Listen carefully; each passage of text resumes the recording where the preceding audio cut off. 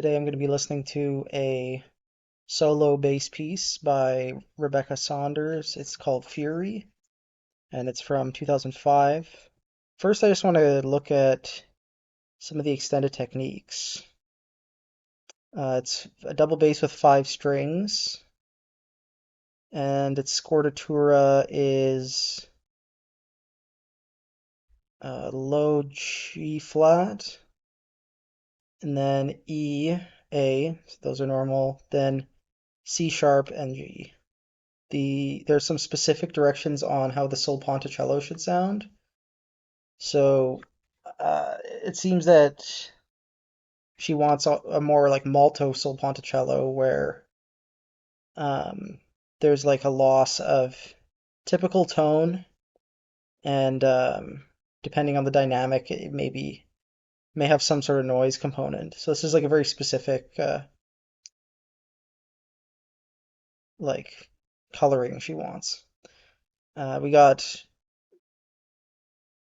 quarter tone accidentals. She's opting for the arrowed ones instead of the more typical ones. Nothing too out of the ordinary here.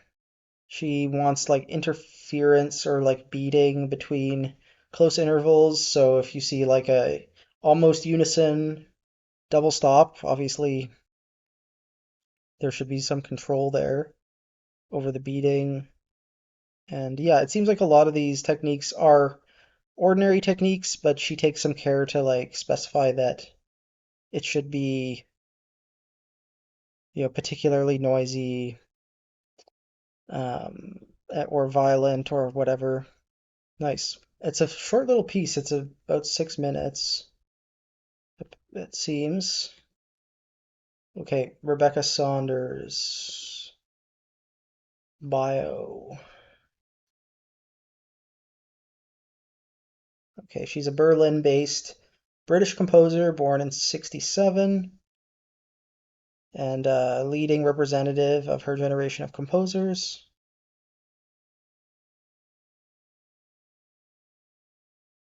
Interest in sculptural and spatial properties of sound.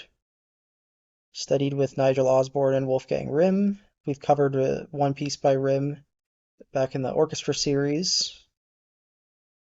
Winner of numerous prizes. Honorary doctorate from University of Huddersfield. She's done some collaborative work with choreographers and written pieces for specific architectural spaces and stages. She has written a series of solo and duos for specific performers. This is from 2013 onward, so the piece we're listening to predates this practice she mentions, and then she lists a bunch of ensembles, Asko Schoenberg, Arditi, Ice, Ensemble Research. These are all very big. Then a couple symphony orchestras at the end of the list there, and of course many prizes.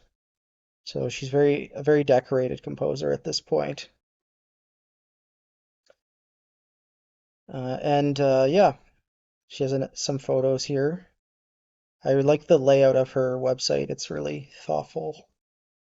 Link to the recording is in the video description. And if you like this piece, I should mention there is a sequel, which is for double bass and chamber ensemble. It's just called Fury 2. Um, Although I have the score for that one, we're not going to be getting to it in this series, but I encourage you to have a look at it. I am less familiar with this one, so I'm excited to get into it. Okay, so I listened to this Ensemble Music Fabrique recording. This is from the lockdown tapes. Um, and yeah, the low G flat is a really interesting component of the piece. It definitely adds a lot to the sound world of it. Even though it makes it a little bit less accessible for performers, I think it's a cool idea. And yeah, a lot of like violent glissandi and Batuto things. It's really challenging to read through because of all the indications. You can see it's a lot to parse through as a performer, all the different techniques you have to switch from. But then when you actually look at it in performance, it's very organic and clearly there's a lot of understanding there about the mechanics of it.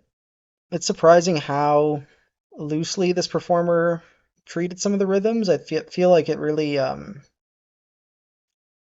sounded a lot more rubato than what's on the page.